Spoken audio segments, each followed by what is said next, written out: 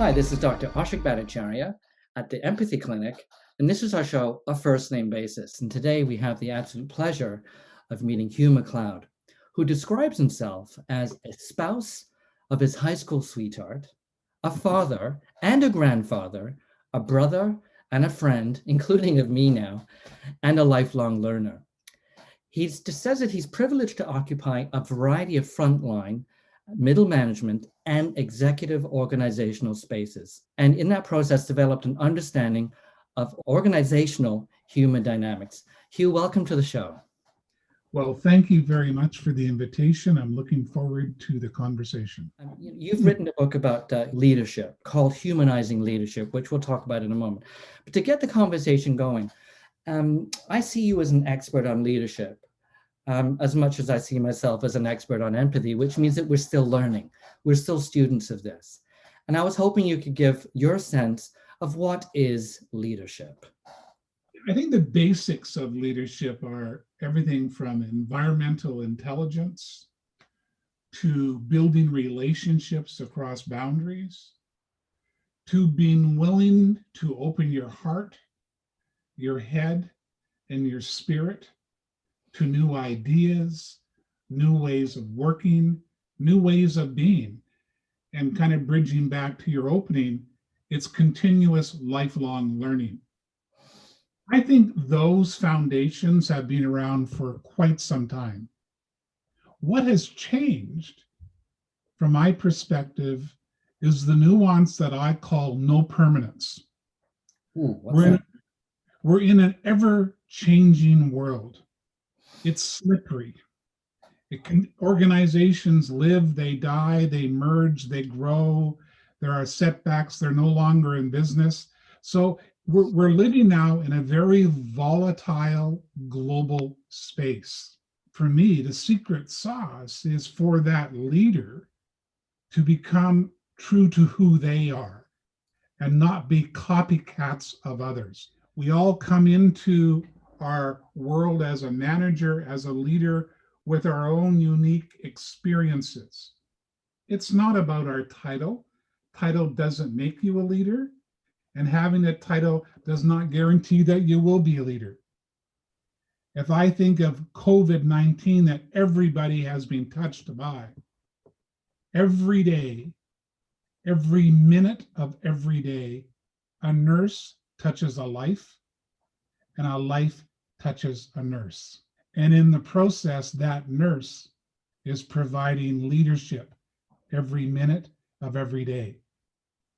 We don't think about it as leadership like the CEO, but that nurse is exhibiting many of the same characteristics I started with in terms of environmental intelligence, relationships across boundaries, openness of mind, heart, and spirit. What you're describing, from my point of view, is there's a tremendous amount of empathic reaching going on here. Empathy for self. You have to know yourself to start the process of leadership. You have to have an awareness of your conscious self.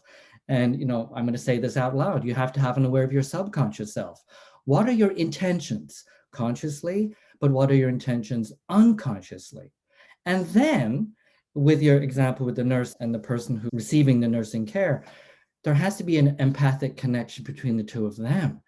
There has to be an understanding that I need something, you know something, you have a need to help me, and I have a need to be helped by you. That's an agreement that often is not made explicitly. But how is that any different than someone starting in a new company, for example, and they're an employee, and they're trying to learn the ropes, and they have a leader, and the leader doesn't want to help them find their ropes. Find your ropes yourself. So we all have to remember, whenever I've been in a leadership position, I always remember what it felt like to be in a follower position or taking instructions from a leader, and feeling that if I went through that, well, maybe that person's going through that, but maybe they're going through their own experience as well. And that's when the empathy starts to happen, so that my leadership, and again, I'm going to defer to you on that, has a sense of direction through the feelings and the empathy of we need to do this together as a team. And I'm going to be quiet and let you talk more. Well, so now my head's exploding. And I love where you started with intentions. What an important place to begin the foundation. What are our intentions? I don't know how one gets to one's intentions unless one spends some time inside getting to understand who you are, standing in front of that mirror and looking at oneself with all the cracks, which I have done. Unfortunately, it was late in my life, and coming to a conclusion, I'm good in spots. I'm not good in everything. And then liberation came to me. So how do I complete myself and make myself whole? Well, it's no longer a threat to be surrounded by people who are more capable than me in the areas I'm not very good at. In fact, they now make me whole.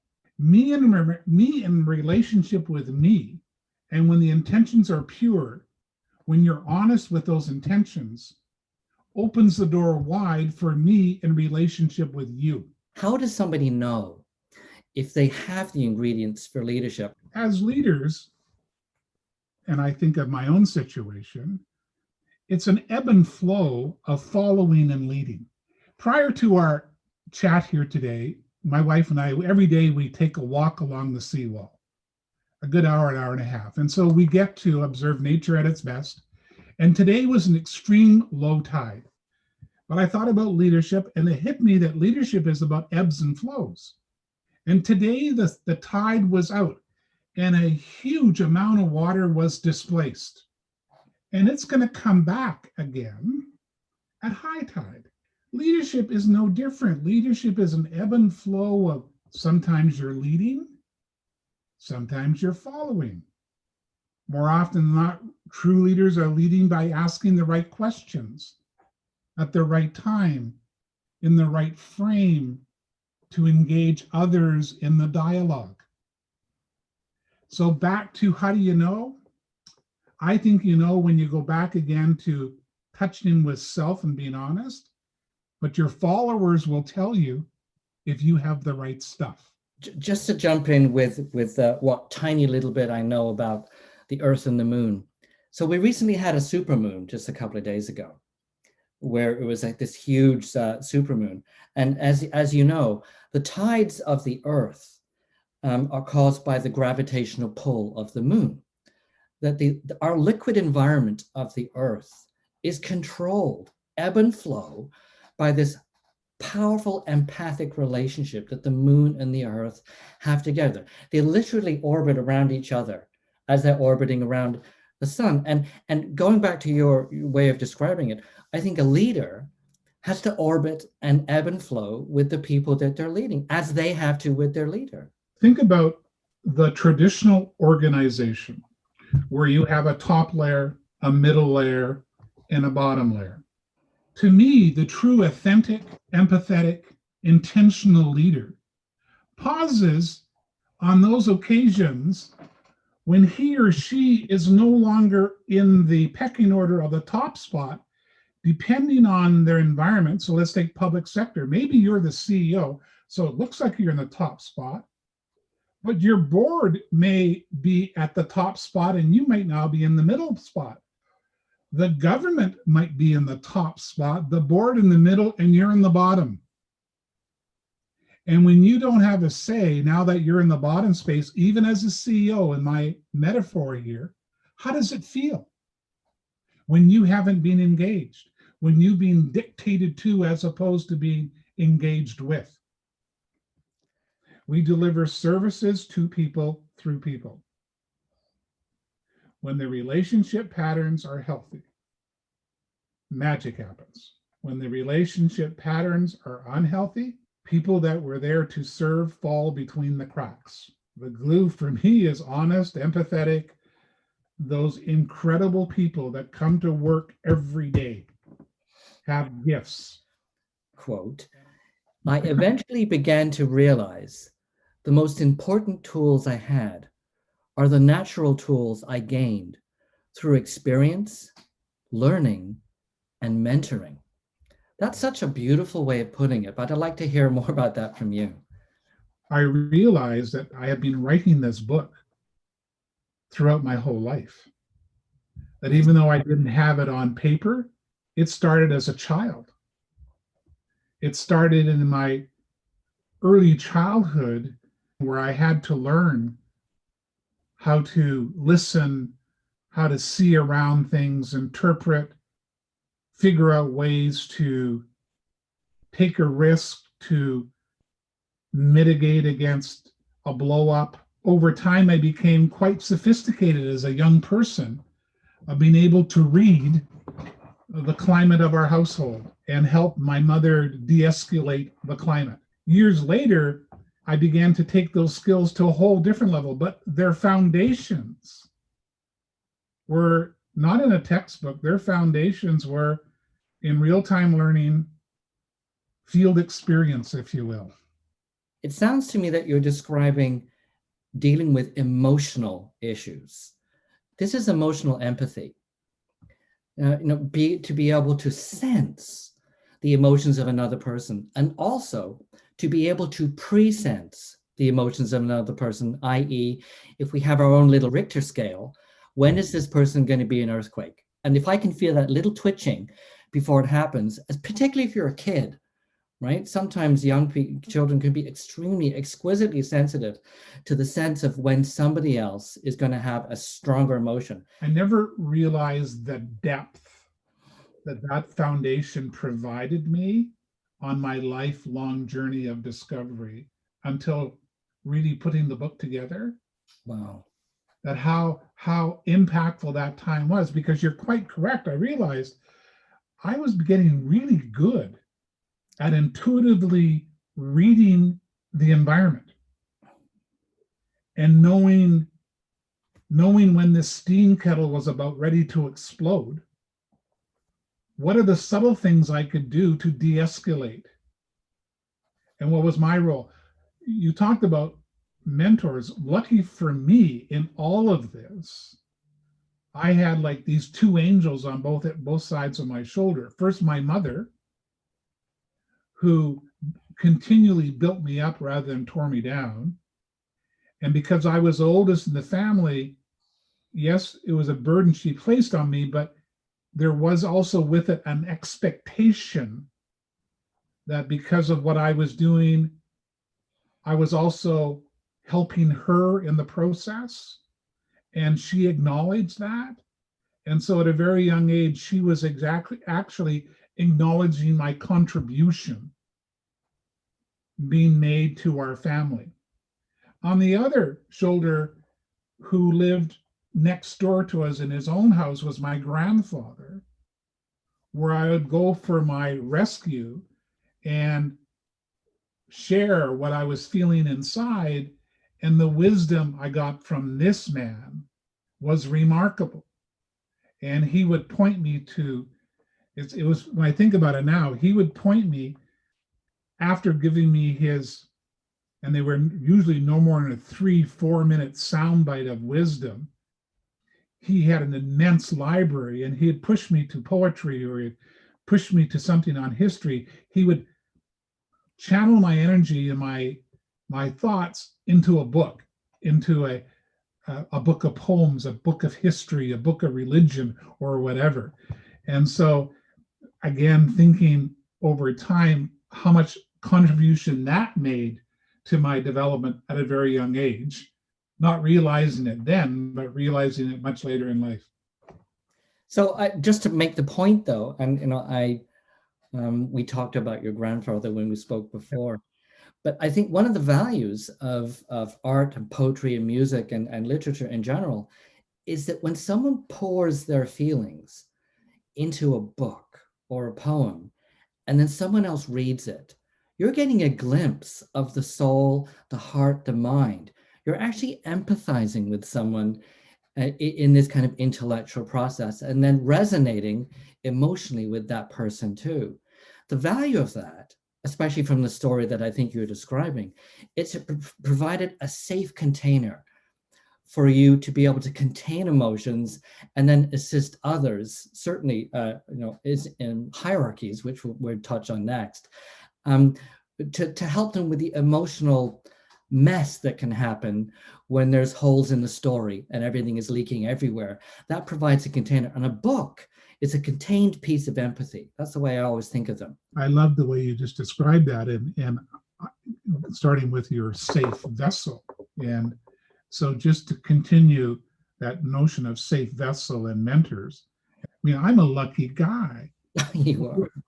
Because over my career, I've had a whole pile of people who had confidence in me before I had confidence in myself. Mm. And they gave me opportunity to grow. They did not shut me down when I failed. They just dusted me off and kept pushing me down the road. And when I think about, and again, putting the book together really forced me to think about these individuals and thinking about what did they all have in common, how they showed up every day. And they were present and their intentions were pure. So it goes back to where we started our conversation. And so could I be them as a leader? No. Was I going to copy them? No. But did I learn something from them? Yes, just like I learned from my childhood experience, my mother, my grandfather, but I had to make it mine. I had to take it inside. I had to make it fit with who I am, Hugh MacLeod, not who they are. Do you think that human beings have always had hierarchies? Even when we started out, that we had to organize ourselves into some kind of hierarchy? I think we have. I think if we go through history, it doesn't matter what it is, there's always been some form of hierarchy. The question that what concerns me is, sadly, I think now we're into an over focus on hierarchy power, and that under focus on the collective alignment of effort. And from my perspective, organizational strength stems from possibilities and accomplishments, not of one individual in the hierarchy, of the collective. And humility, if you will, stems from understanding and building the relationships that bring the strength together. What goes on between people defines what an organization is, and more importantly, what it can become. And I find it sad that many leaders don't understand that. They see organizations as a hierarchy.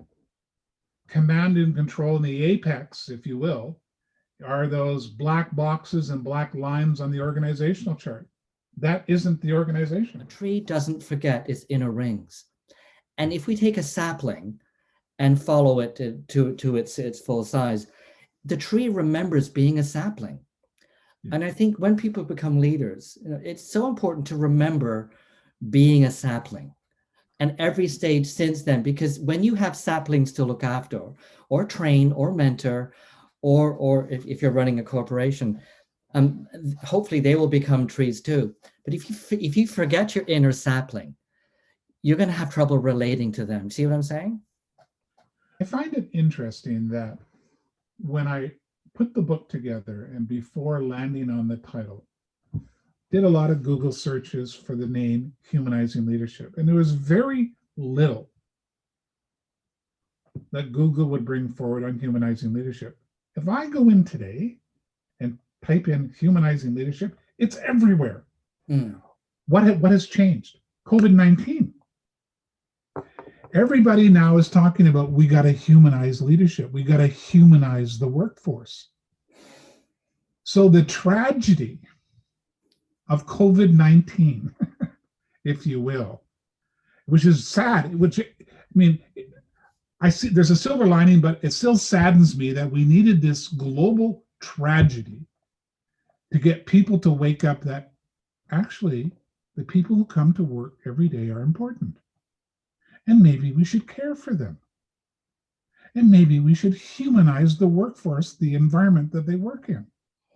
Going back to the organizational chart, and we talked about it before, It's the artificial chart, those black boxes and black lines. The real organization, like your tree analogy, hums in the big white space between all the black boxes and the black lines. Right. That's where people connect outside of the formal hierarchical structure. That's where people literally bump into each other, share information, talk about ideas over coffee and lunch, talk in the hallways, speak truth. In hospitals, it's key that everyone who works in the hospital, and I'm not talking about the doctors and nurses and the lab people, I'm talking about the custodians, the people who are maintaining the, if they're not there, if they're not doing a good job, the whole hospital stops right there. So everybody at the hospital is dealing with that hospital. If they don't experience each other as a collective unity, experience each other as contributing, I always think it's so important, to thank everybody who's working around you. And if they're having an off day, whether it's again someone who has to clean the surgical suite, or someone who's working there, or someone who's operating there, everybody's mood is going to affect everybody's mood, because empathy sometimes hurts, Hugh. Yes. Yeah. Empathy isn't just about kindness and compassion. It can also hurt to empathize. And if you're in an environment that, or whether it's a corporation or in my case, a hospital, empathy can be painful. And my mission, and I'm really sensing, Hugh, that your mission might have a similar thread to it, is to make these environments not hurt, to make them feel heartfelt, to make them feel empathic and warm, so people can actually look forward to their work environment. Yeah, I mean, gee, my head's now exploding again. It goes back to your first question and my response about environmental intelligence, relationships across boundaries, openness of heart, mind, and spirit. And so let me give you a true story. About 15 years ago, a sister-in-law had a brain aneurysm, and we were all summoned to a large teaching hospital because the prognosis was not good. And on the day after the surgery, things were looking a little better. And a couple days later, we had an opportunity as family with limited numbers to go into the room and visit my sister-in-law. And on this particular day, my wife and I and two of her other sisters are in the room. And Anna comes into the room. And Anna was the housekeeper. Anna introduced herself. And she said something like, "My job is to keep this room very clean, sterile, so your sister-in-law will have a healthy recovery." I'll never forget that. So she, in that moment, in about 40 seconds, showed leadership. But the impact it had on the family, I'm from healthcare, and I'm thinking, if a housekeeper has this much pride in what she is doing, my sister-in-law is in the right place. The head stuff we can get in a textbook. The heart stuff has to be growing. Let's begin to pay attention to the heart and the soul, not just the mind. Let's become like gardeners. So let's take a flower garden. Well, guess what? Depending on how big your garden is, it's probably going to have a variety of colors, sizes, shapes, height, texture. Kind of sounds like human enterprises. If we examine underground, we'll see at their foundation level, they're all connected by a root structure. Right. If we look more closely at the flower garden, going back to your hierarchy, we're going to see structure that reaches from, if you will, the soil of the earth to the sun, because that's how they grow, to the daylight. We do not see, when we look at the structure, just like our organization, we can't see integrity. All we can see is the structure. We can't see empathy. We can't see hope. We can't see possibility. We can't see potentiality. Leaders have to make it visible. We have to take what we can't see and make it seen. And we have to dig underneath to continue to look at the soil. And if you neglect the root system, it will decay and fall away. I don't think organizations are any different. Unfortunately, we are so fixated on what we think we see, and we don't pay attention to what we should be looking at and looking to see. Just to add to your incredible analogy, Hugh, as usual, you come up with these things. I want to point out to you that my wife is the gardener, but I definitely help her, okay? I do the shoveling. And gardens have two things that help them move along. There's an entire communication system called bees that interconnect the flowers. And in the soil, there's another processing system called worms and bacteria. So the worms are processing the soil for the flowers. And the bees are these incredible connectors that send the messages, the memos, the emails, and everything else to allow that system to propagate properly through pollination. So I think if you add in those other parts of it, then it's just not roots and flowers and soil. You've actually got a whole very, very busy system that when we try to set up a system, if we leave out the worms, if we leave out the bees, that garden's not going to work. I'm just going to declare a bias. I hate the word communication in an organization because my history has been it's a one-way drive. I like the word conversation. Strip communication out of your vocabulary, replace it with conversation, because that requires then a two-way. And so when you talk about worms and when you talk about bees, it's fluid. It's not just one way to connect all the elements, right? Exactly. And I think how often have I heard it? Well, we sent out a communications bulletin. Okay. Maybe they didn't understand it. We get so fixated on fixes as opposed to stepping back and going back to where we started this theme about the influence on me on my ongoing learning of discovery was the actual doing. But the foundation was laid through experience, trial and error, and the academic preparation just helped me take it to a new layer. But more importantly, it also helped me to really become even better at the, if you will, the spots I'm good at, and also be aware of what I need now and who I need to be around me to make me whole in the spots I'm not very good at. A system cannot be better than its capacity to have a conversation within it. Maybe the other side of what is leadership is what is success. I'm a lifelong learner. And I think by declaring that opens up my intentions to receive. I kind of celebrate that I am imperfect, because I have found if I'm really honest in my intentions on that, then I open myself up to hear from others.